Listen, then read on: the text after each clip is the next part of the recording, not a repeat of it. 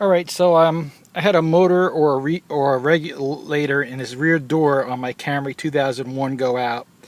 Um, when I took it apart, the regulator pretty much just fell apart in my hand, so it was basically the regulator locking it up. It may have even fried the motor, but the motor did attempt to go up and down, but it couldn't.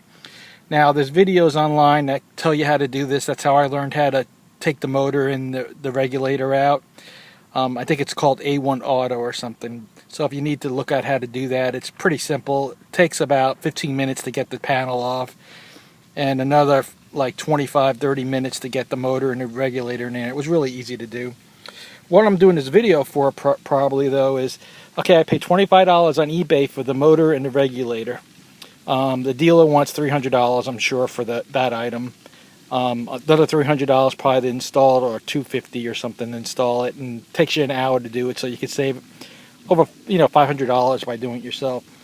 When I got the motor and relay from eBay, I installed it properly. I thought maybe I didn't, but the connectors are all keyed, so you can't make a mistake. The problem is getting something that cheap. I guess you have to pay for something, and what I wound up doing is rewiring the dark green and the dark red connector on my switch. This allowed me to move the window up when I pulled it up and down when I pushed it down. When I first installed it, it went the opposite way. So don't think that you wired it wrong, because it's kind of impossible to wire wrong. When these cheaper component was made, I guess that was a problem. They must have wired it wrong on the motor itself or something. But you can easily fix it by just rewiring the switch. And it was really simple, didn't require extra wire. I'm going to just tighten that up and then put some probably heat shrink on it.